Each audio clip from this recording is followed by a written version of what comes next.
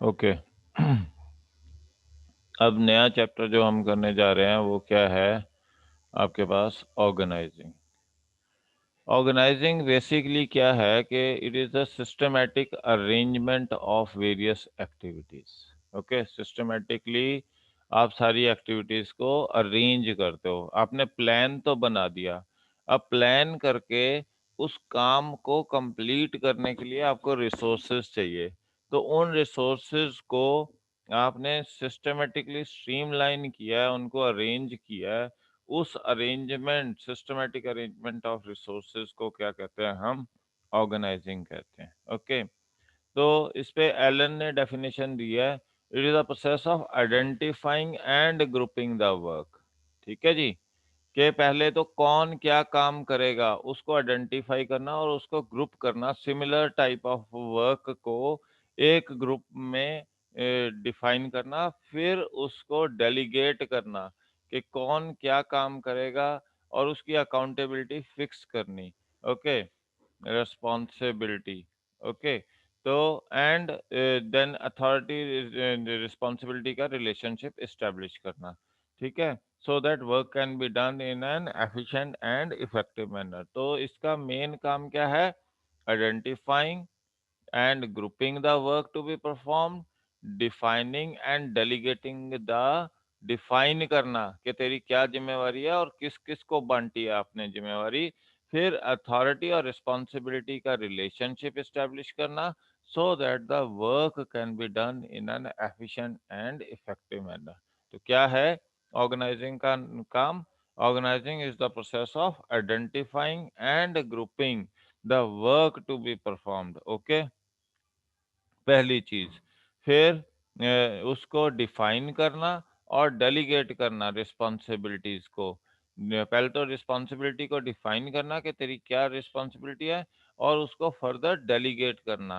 Okay, and finally establishing an authority responsibility relationship, जिसमें accountability आप establish कर सको, so that work can be done an in a efficient and effective manner. वो है आपकी organising. समझ आई ऑर्गेनाइजिंग क्या है? ओके, अब आगे चलते हैं हमारे पास।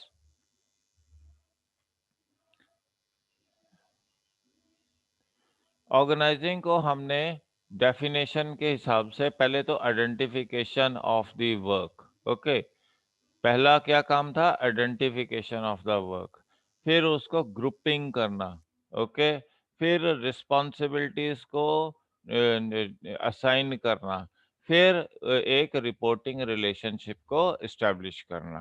ये काम है ऑर्गेनाइजिंग का, कि पहले क्या करते हो? आप आइडेंटिफाई करते हो क्या क्या काम है, कितने काम है, उनको डिवाइड करते हो डिफरेंट यूनिट्स में।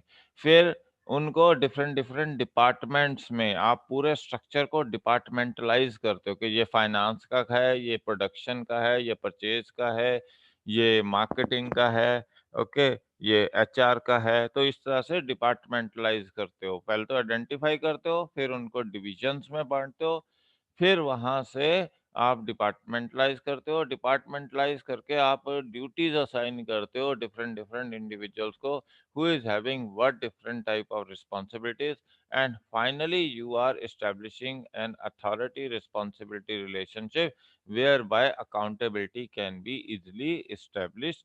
ये एक प्रोसेस है आपके पास। ओके, अब इसके आगे चलते हैं हम कि फर्दर इसको एक्सप्लेन किया होगा हमने।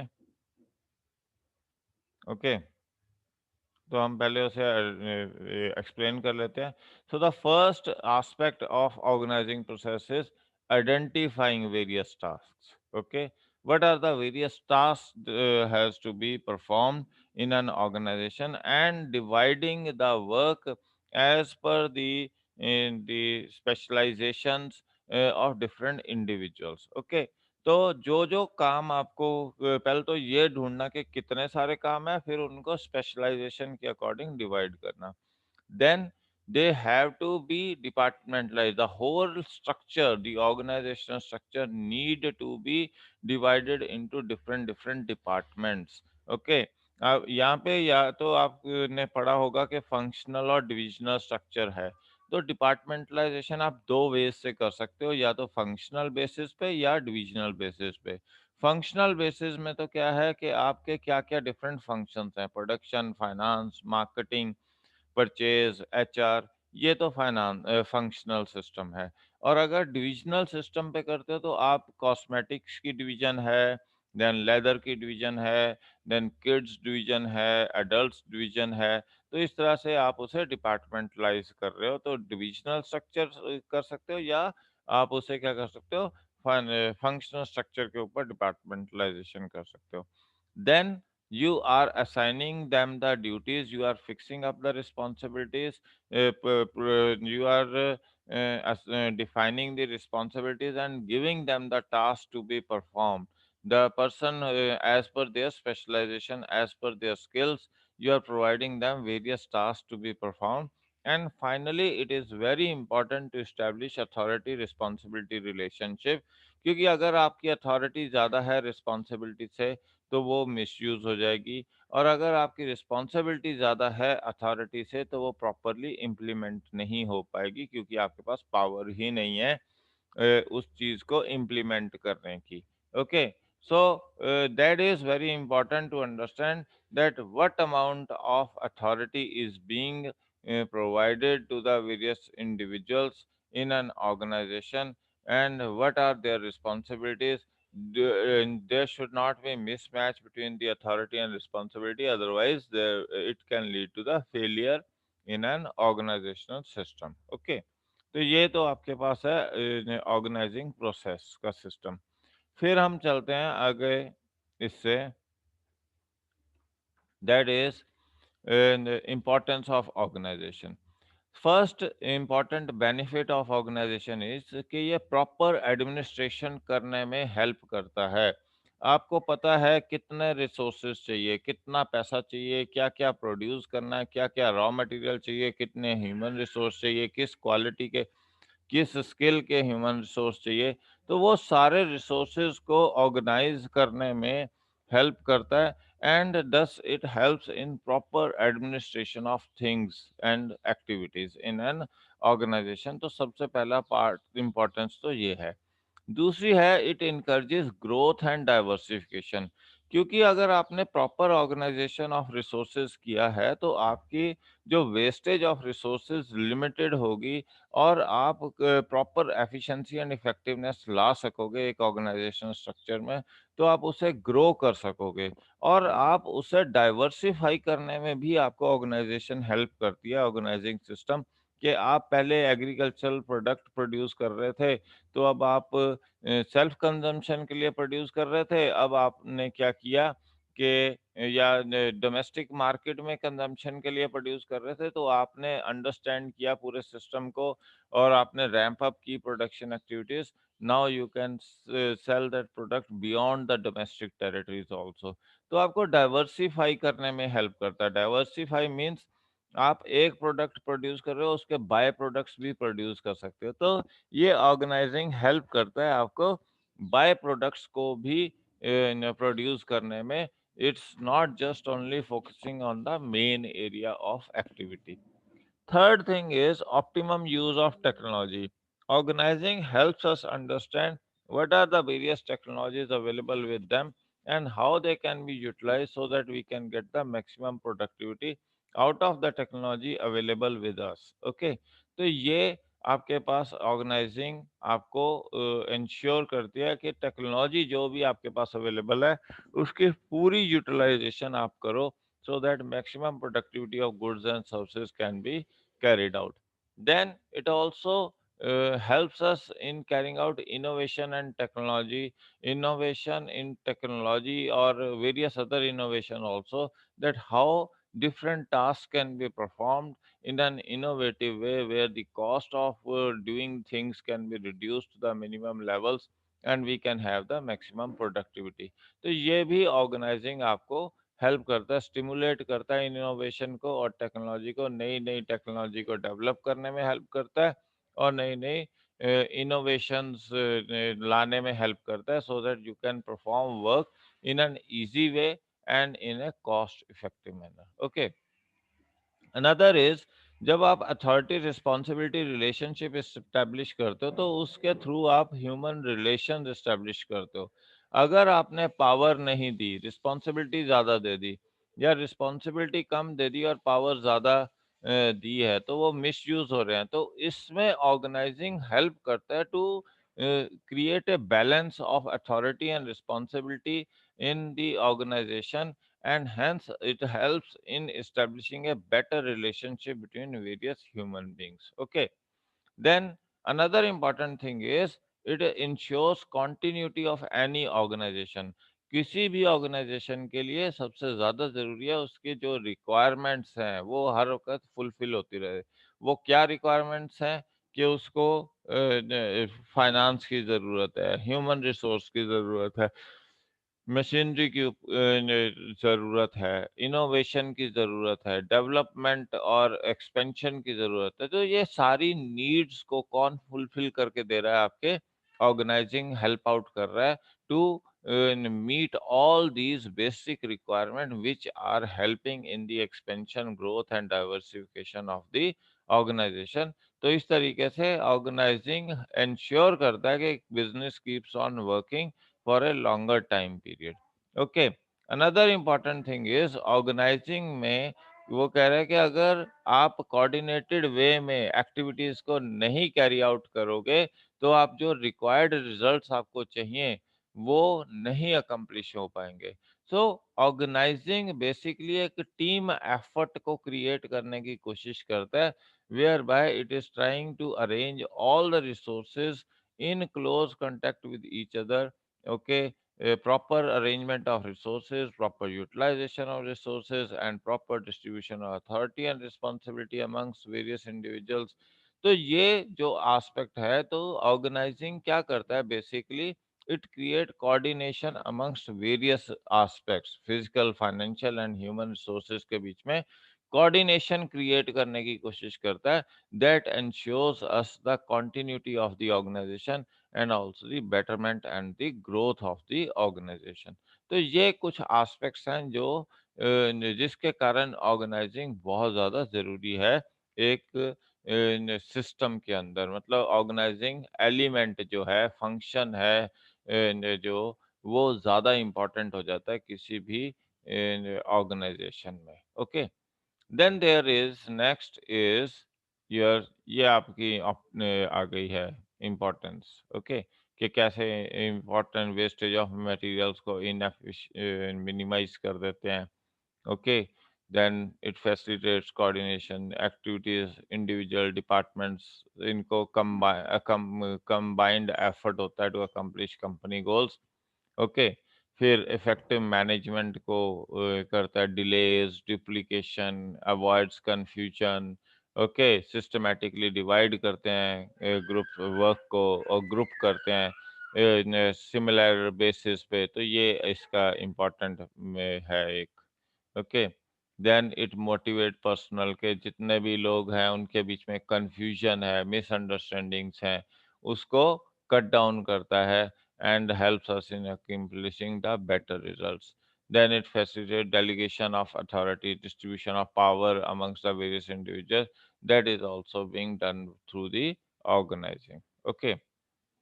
तो अनदर है it creates a proper superior subordinate relationship. Okay, proper delegation होता है, क्योंकि अगर प्रॉपर डेलीगेशन नहीं होगी तो इससे working of various activities smooth नहीं होगी। तो ये इसमें एक्सप्लेन्ड है ऑर्गेनाइजेशन में। ओके, अब it initiates and encourages initiative and innovation. Okay, तो जब आपको डेलीगेशन ऑफ अथॉरिटी है तो आपको सेल्फ एक्सप्रेशन का फ्रीडम मिलता है। Thus it helps you to bring in your initiative कि हाँ हम काम करने के लिए तैयार है, क्योंकि इससे आपको इम्पोर्टेंस मिल रही है, आपको क्रेडिट मिल रहा है, आपकी ग्रोथ होने के चांसेस है।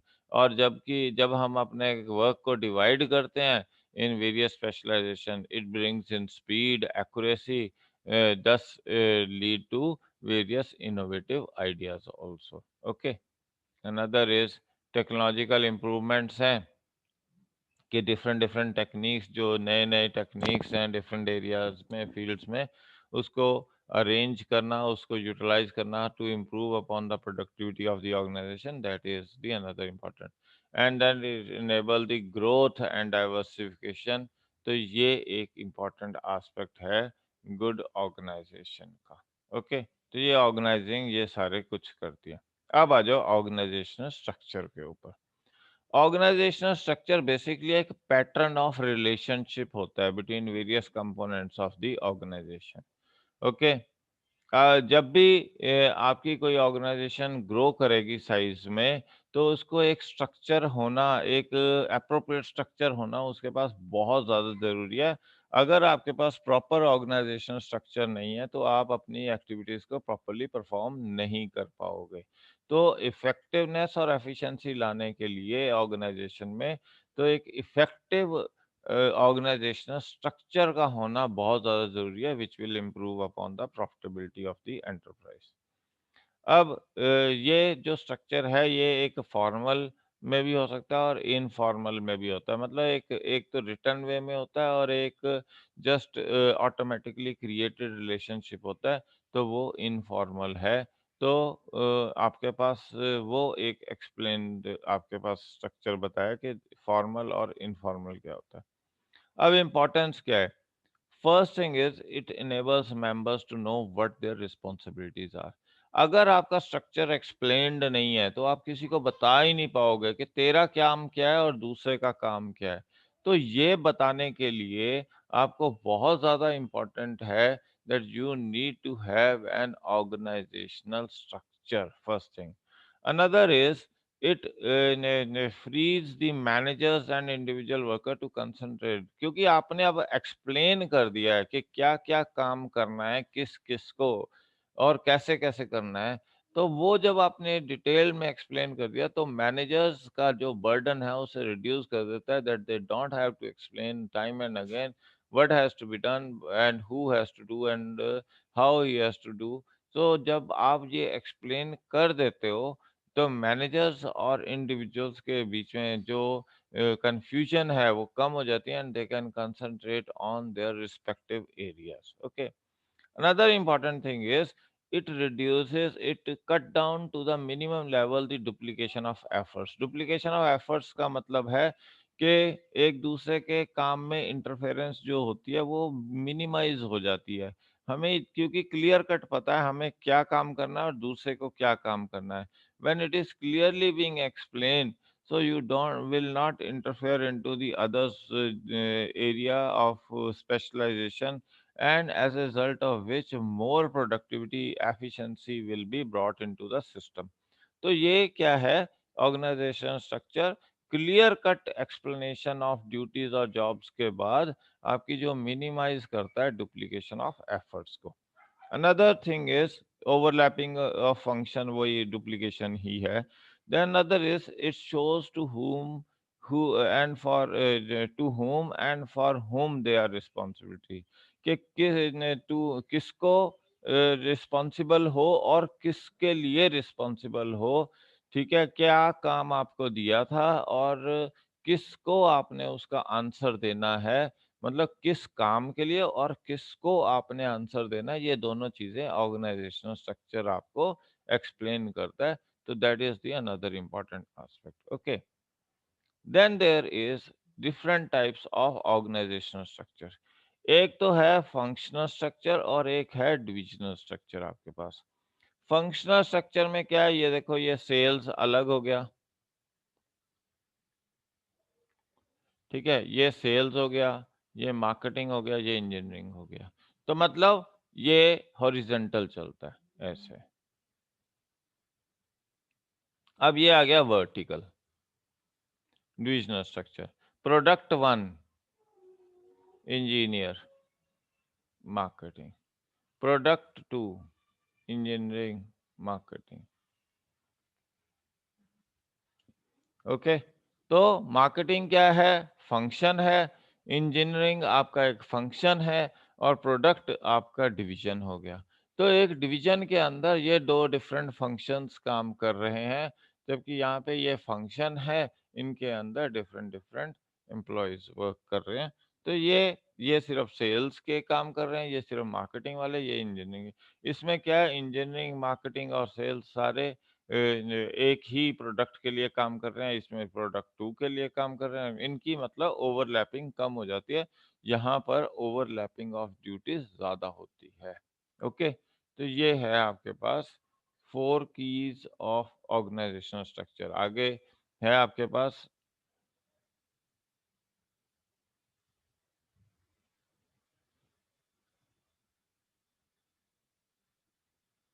अब देखो फंक्शनल स्ट्रक्चर क्या। फंक्शनल स्ट्रक्चर जो है वो डिवीजन है on specialised set of task. ठीक है, अगर कंप्यूटर का only the software engineers not the mechanical engineer, मतलब जिस एरिया में स्पेशलाइजेशन है उस पर्टिकुलर एफिशिएंसी के ऊपर आप फोकस करते हो, उस पर्टिकुलर एक्टिविटी के ऊपर आप फोकस करते हो। अगर आपको सॉफ्टवेयर का एक्सपर्ट चाहिए तो आप हार्डवेयर वाले को साथ में नहीं लाओगे, आप सिर्फ सॉफ्टवेयर पे। तो फंक्शनल स्ट्रक्चर क्या है कि जिस पर्टिकुलर फंक्शन के लिए एक्टिविटीज कैरी आउट की जाती है उसी पर्टिकुलर स्पेशलाइजेशन के इंडिविजुअल्स को इन्वॉल्व किया जाता है in performing various activities in an organisation. Okay, अब देखो ये है डिफरेंस, एडवांटेजेस और डिसएडवांटेजेस ऑफ ए फंक्शनल। सबसे पहले क्या है, कोऑर्डिनेशन एंड कंट्रोल ज्यादा होता है। मतलब एक एरिया ऑफ स्पेशलाइजेशन है तो उसको पता है कि मेरे को क्या काम करवाना है, वो ज्यादा कंफ्यूज नहीं होता, तो इसलिए उसका कंट्रोल भी अच्छा होता है और उसकी coordination amongst various individuals working in that particular department are more. Okay, another is यहाँ पे सेंट्रलाइज्ड डिसीजन मेकिंग है, क्योंकि यहाँ पे जो एक फंक्शनल स्ट्रक्चर का काम हो रहा है तो एक ही इंडिविजुअल सारी की सारी एक्टिविटी को कंट्रोल कर रहा है, तो जो टॉप लेवल है वो इसके ऊपर डायरेक्ट एक्शन लेते हैं, क्योंकि they are expert in their field and they are aware of each and every aspect. That's why it is a centralised decision making process. Okay, another is it enhances organizational level perspective, मतलब organisational level पे जो है उसको improve करने में help करता है, क्योंकि आप एक्सपर्टाइज या एफिशिएंसी या प्रोफेशनलिज्म एक पर्टिकुलर फील्ड में लेके आते हो, उससे आप बेटर रिजल्ट्स लाने की एक्सपेक्टेशन रखते हो। तो that is the another reason why they are saying that it enhances the organizational level perspective. Okay, another important thing is efficient use of managerial and technical, क्योंकि एक ही पर्टिकुलर फील्ड के हो तो आपका जो एफिशिएंसीज है मैनेजमेंट के, जो आपने फार्मूले फंडास लर्न किए हैं उसको प्रॉपरली इम्प्लीमेंट कर सकते हो, और जो टेक्निक आपके पास यूज की जा रही है क्योंकि एक ही पर्टिकुलर एरिया ऑफ स्पेशलाइजेशन है, तो जो टेक्निक है वो आपको अंडरस्टैंडिंग ज़्यादा है उसके बारे में। अगर आपकी स्पेशलाइजेशन नहीं है उस पर्टिकुलर फील्ड में तो आपको टेक्निकल ट्रेनिंग देनी पड़ेगी to learn what technique is being choose. तो ये एक इम्पॉर्टेंट एस्पेक्ट है। अब यहाँ पे डिसएडवांटेजेस क्या है कि ये एक तो यूनिफॉर्मिटी इस्टेब्लिश करने में प्रॉब्लम आती है स्टैंडर्ड्स में, कि यूनिफॉर्म स्टैंडर्ड्स इस्टेब्लिश नहीं हो पाते इसमें। दूसरा क्या है कि ये शॉर्ट टर्म के लिए तो बहुत अच्छा है, मगर अगर ज़्यादा लॉन्ग टर्म के लिए जाओगे तो डिफरेंट डिफरेंट प्रोडक्ट लाइंस आएंगे, प्रोडक्ट डिविजन्स क्रिएट होंगी, तो ये करना फंक्शनल स्ट्रक्चर को ऑपरेट करना फिजिबल नहीं रह जाएगा। ओके ओके, तो ये इसमें कोऑर्डिनेशन और कम्युनिकेशन में भी प्रॉब्लम आने के चांसेस होते हैं। तो ये है आपके पास फंक्शनल स्ट्रक्चर का डिसएडवांटेजेस एंड एडवांटेजेस। आगे चलते हैं, डिविजनल स्ट्रक्चर। डिविजनल स्ट्रक्चर में क्या है कि आप पूरे के पूरे स्ट्रक्चर को डिफरेंट डिविजन्स में बांट देते हो। जैसे आपका एक है कि ये यूरोपियन डिवीजन है, ये यूएस की डिवीजन है, ये अमेरिका, ये इंडियन डिवीजन है, ये साउथ ईस्ट एशियन डिवीजन है।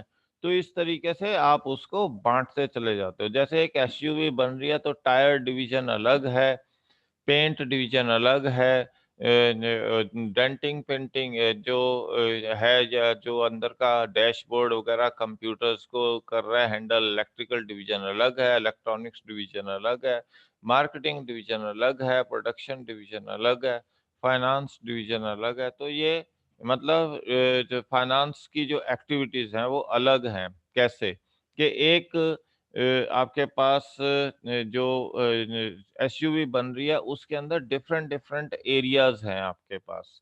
ओके, मान लीजिए कि एक सिर्फ इलेक्ट्रिकल कंपोनेंट्स के ऊपर फंक्शन कर रहा है, एक सिर्फ डिजाइन के ऊपर फंक्शन कर रहा है, एक सिर्फ पेंटिंग डेंटिंग के ऊपर वर्क कर रहा है, एक सिर्फ क्या कहते हैं उसकी मार्केटिंग के ऊपर फंक्शन कर रहा है। तो ये अलग अलग हो जाते हैं, इनके अंदर फर्दर स्पेशलाइजेशन आ जाती है। तो वो डिविजनल स्ट्रक्चर है आपके पास।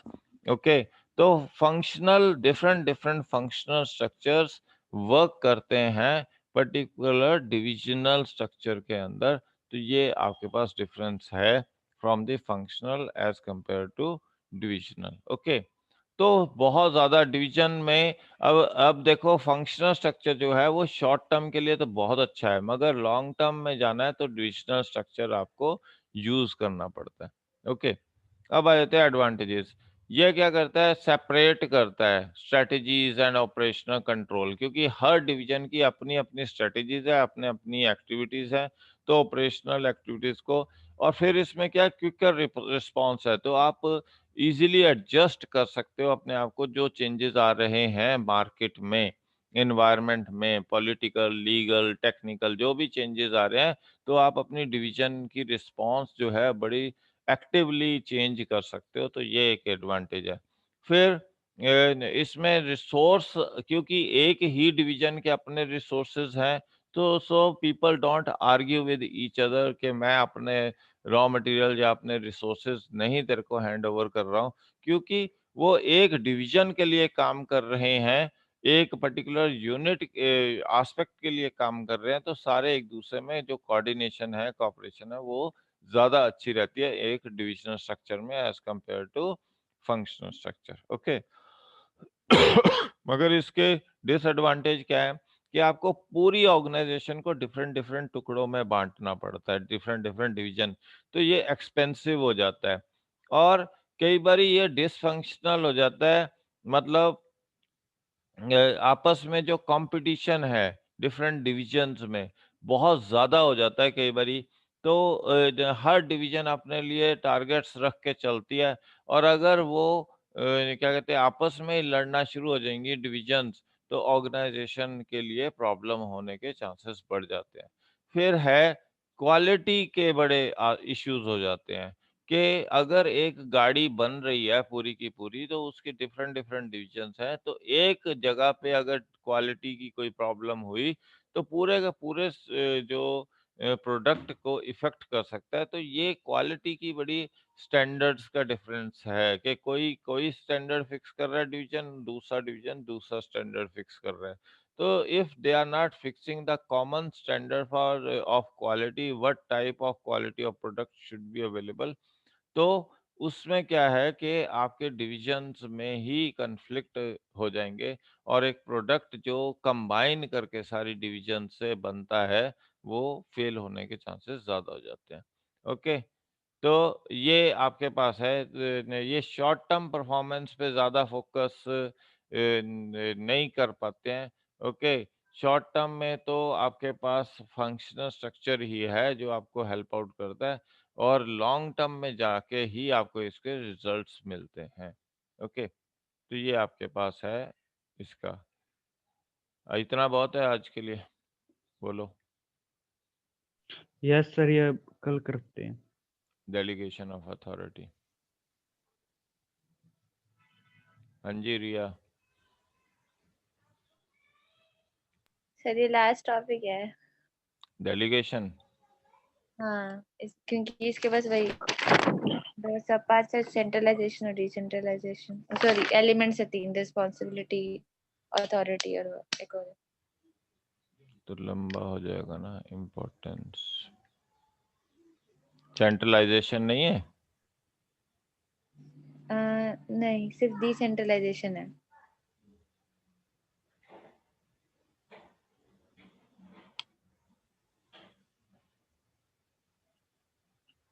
एडवांटेजेस तो बहुत लंबा पड़ा है अभी तो। सर कल कर लेंगे। डेलीगेशन पड़ी है नहीं? हाँ ठीक है सर, कल कर देंगे। ठीक है ना, कल कर लेते हैं, चलो। हाँ। ओके।